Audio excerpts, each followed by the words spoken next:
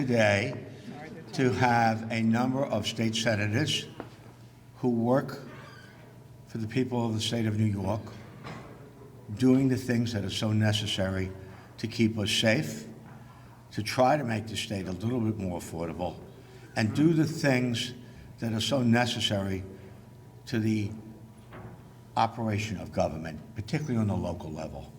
Our state senators are our first line of defense to ensure that our voices are being heard in Albany. It's a little warm, it's cold today, but I know it's even colder in Albany. I was there last week. I want to indicate that we're also joined by a number of people. We're joined by our county clerk, Vinnie Pulio, and of course, our district attorney, Ray Tierney, who has done such a tremendous job. Today, we're going to talk about a number of things. Unfortunately, I won't be doing most of it. Just a brief introduction. But we're also going to talk about the PROTECT Act, which is very, very important, and I'll leave it to the DA to go into some detail. But we want to make sure that unsafe people are not released. We understand bail is difficult for some people of limited means, but that should not be the test. The test should be how dangerous a person is to be released. And I'll let the DAs expand a little bit. But I want to welcome our senators. They are our partners. They are the people. I mean, government is particularly these days, is not easy. And what you need partners. I work very closely with our 10 town supervisors. We're a county of 1.5 million people, and it's important as county executive to work with our state representatives to make sure our voices are heard in Albany, and with our congressional delegation to make sure our voices are heard in Washington. Because together, we have a joint responsibility to the residents and voters of this county and all the counties, the 62 in the state of New York, to do right by them. And these are the ladies and gentlemen behind me who make sure that happens. Every day, they get up and they're our advocates. They're our voice. They're the ones that carry our message, a message of common sense government, making things safe and affordable, but common sense things, because there's some things that come out of Albany, and I'll leave it to these wonderful people to talk about that you kind of shake your head and say, my God, what was the majority thinking when they adopted this? But that's just me, and maybe not everyone thinks the same way. But I have a very strong feeling that the people behind me are common sense, practical people that really want government to work for their constituents. And with that, I have the pleasure of introducing Senator Pam Hellman. Senator.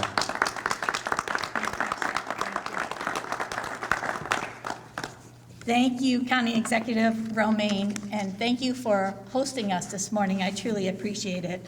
I also would like to thank you, DA Tierney and County Clerk Pulio, for your leadership and for all of your hard work and efforts to keep our community safe.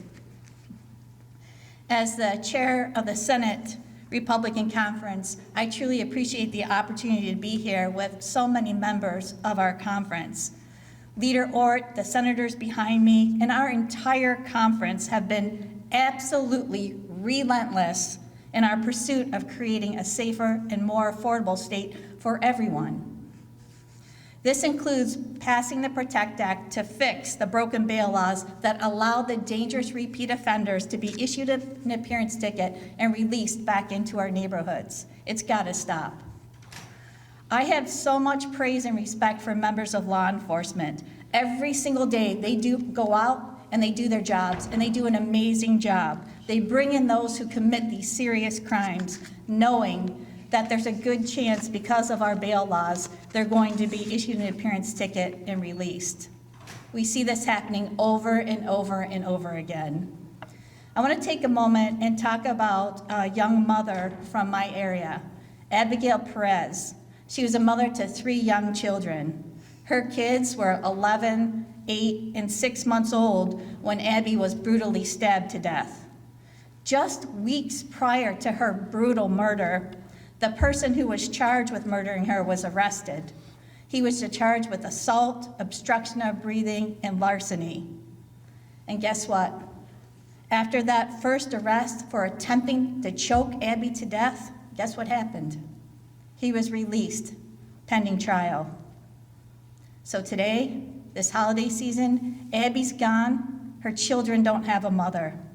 That should have never, ever, ever happened.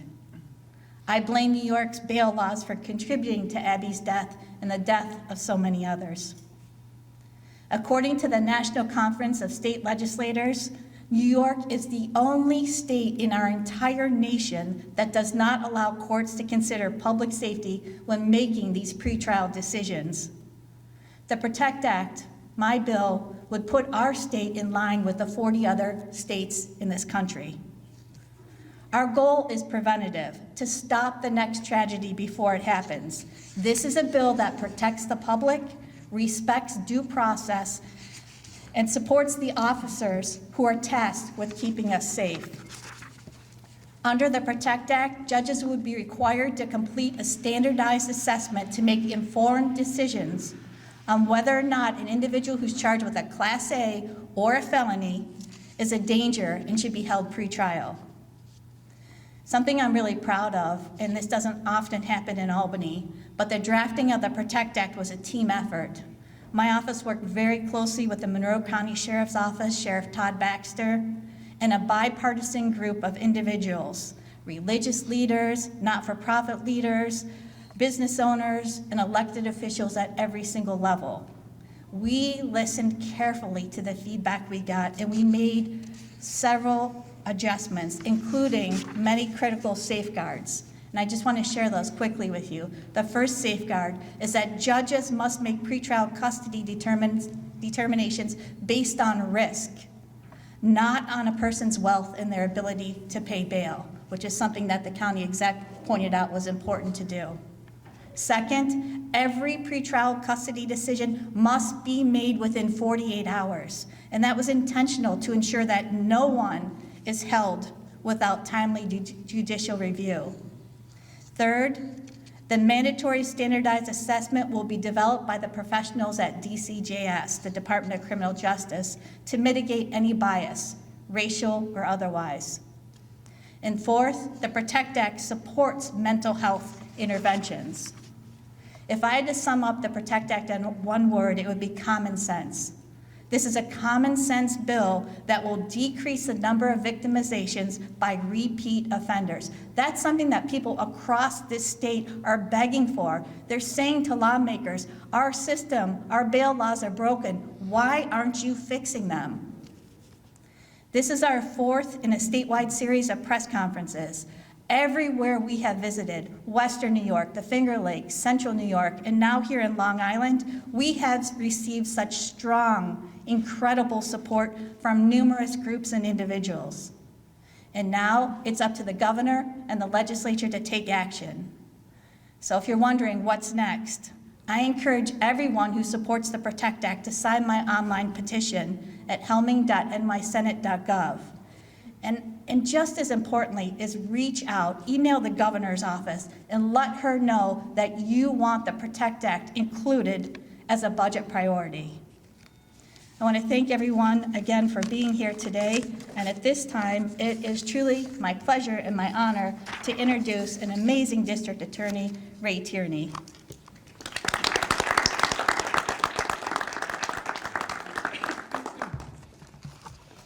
Good morning, and I want to thank everyone for coming. I especially want to thank Senator Helming for hosting this event to highlight such important legislation. As many of us standing here forecasted it all along, bail reform has failed. That much is very clear. It is a failed experiment that needs to change. Every day, we hear another story of a violent criminal being mandatory released, only to immediately go out and reoffend and harm someone else. This is not a coincidence. This is the direct result of prosecutors and judges' inability due to bail reform to use their discretion to hold someone in when they present a danger to our community. As the district attorney, it is my responsibility, my most important responsibility, to keep the citizens of Suffolk County safe. My ability to do so is severely hampered when my assistants cannot go into court and argue that a clearly dangerous person is in fact dangerous. And having said that, it sounds funny, and as Senator Helming says, that should just be common sense. The number one issue and the number one factor that we care about as prosecutors when we arraign a defendant is this person dangerous? If this person gets out, will he or she harm another one of our citizens? That's what we care about, yet we cannot make arguments to highlight the dangerousness of these individuals. So the PROTECT Act would be an important tool to rectify this broken system. Right now, as Senator Helming has said, New York State is the only state in the union that does not allow its prosecutors to argue dangerousness. I was a federal prosecutor for many years. In the federal system, you could argue dangerousness. Again, it's just common sense. That means, under our system, a court must release a defendant who clearly presents a safety risk, no matter what. This must change. I'll give you a really clear example of what we're all talking about. Earlier, there was a case in Suffolk County known as the body parts case. And the facts and circumstances of this case are very clear. What happened was we had three couples came from outside of Suffolk County. They were staying in Suffolk County for a short period of time. They went inside a house, right? The three couples go inside a house. No one knows what happens inside the house. Two couples come out. The third couple is dead. They come out in pieces. The two couples then proceed to drive around our beautiful town of Babylon and lob the body parts in the woods, in our parks, where they're soon discovered. Our Suffolk County police are dispatched. They do a fantastic job, and they're investigating this case. What do they have to look at? They're looking at video. They're looking at phone. They're looking at phone cell site location data, and they're able to very quickly, through great police work, determine who those four individuals were who disposed of those body parts. They don't know what happened inside the house. That's going to take time, but they can arrest the four individuals with regard to disposing those bodies. So that's exactly what they do. Now, clearly, these individuals, these four individuals who were arrested, they're dangerous, right? So what do we do when we go into court?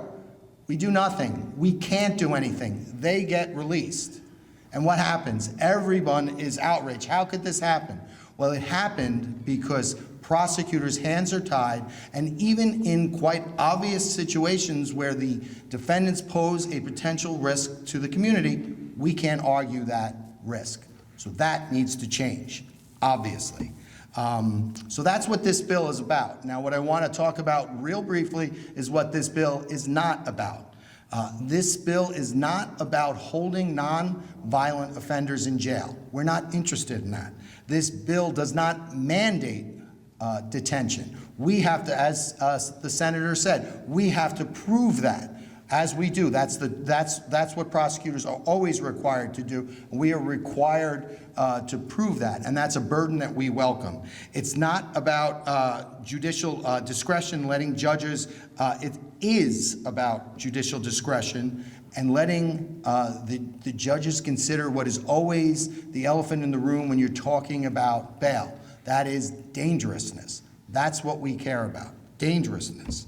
It is not about a defendant's ability to pay cash. If we are keeping indigent people in jail as prosecutors, hold us responsible. Hold my office responsible if that's what we're doing. But don't allow us to argue dangerousness. That's the most important thing. If we're holding people in bail because of they can't afford to pay, well then hold us responsible. But allow us to argue dangerousness.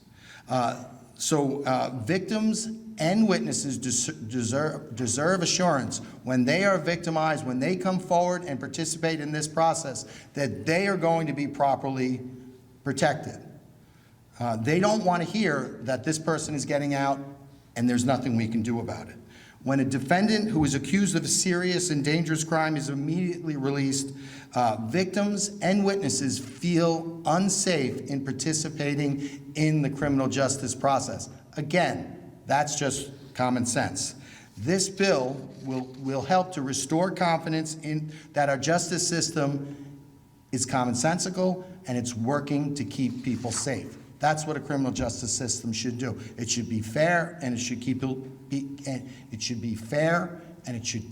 people safe, and this bill ensures that.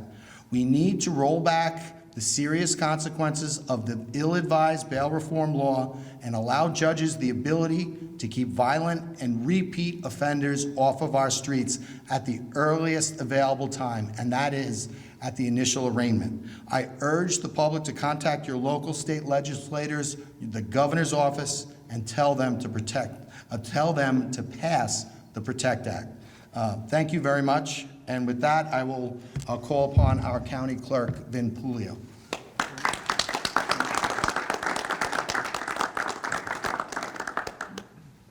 Good morning. Senator Hellman, I want to thank you, and I want to thank all of the senators that have signed on to this bill, to a common sense law back to where it was back in the beginning, to give our DA and all law enforcement the tools to be able to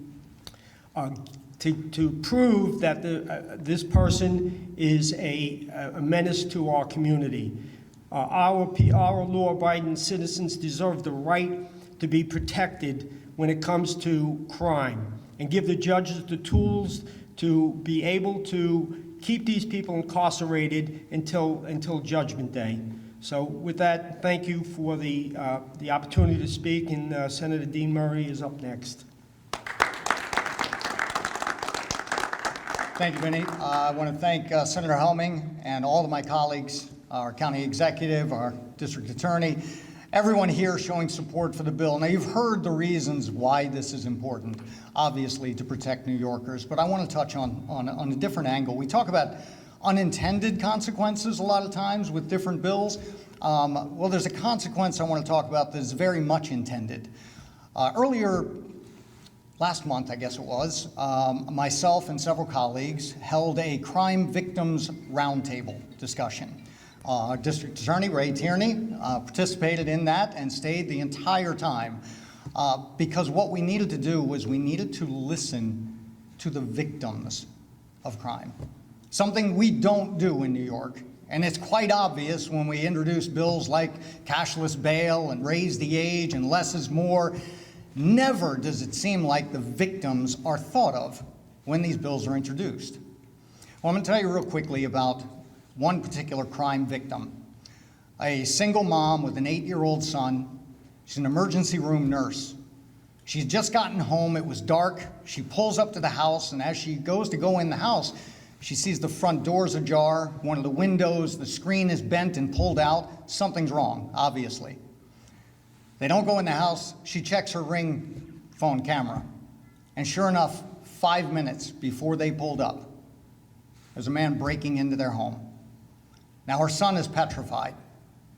Just as she's pulling out the phone to call the police pull up. And that's because this guy was trying to break in multiple homes in the neighborhood, so someone else had called. Well, they end up catching him. And of course, he got a desk appearance ticket and was right back out on the street. Well, this single mom did a little research and found that this wasn't the first time for this guy. He'd been arrested 14 times. He'd done several stints upstate, one a 3-year term, and one of the charges was kidnapping. So this is a dangerous guy. Yet he was released again and again and again. That little boy cannot sleep in his bed at night. He's petrified. Had the PROTECT Act been passed and been law, that would have never happened. And that little boy would sleep soundly in his bed every night, feeling safe and sound. Until this is passed, No one in New York is safe and sound because that revolving door keeps happening. We arrest them, the police do their job, and then right back out on the street to commit more crimes. And every time a crime is committed, that's one more crime victim that shouldn't have been a victim. We have to keep that in mind. So again, I thank my colleagues, I thank Senator Helming, and I urge everyone, get a hold of your state lawmakers, get a hold of the governor, tell them we need to pass the PROTECT Act to protect New York. Thank you.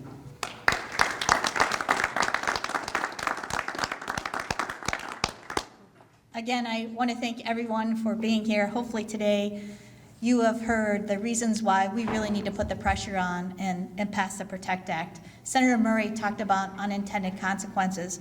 One that doesn't come up all that frequently because we're talking about saving lives, but is the connection between crime and affordability.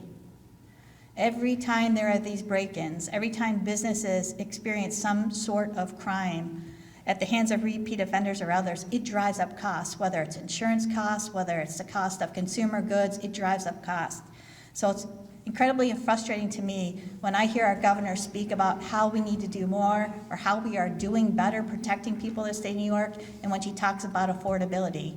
One of the easiest things she can do to help address affordability and safety is pass the PROTECT Act.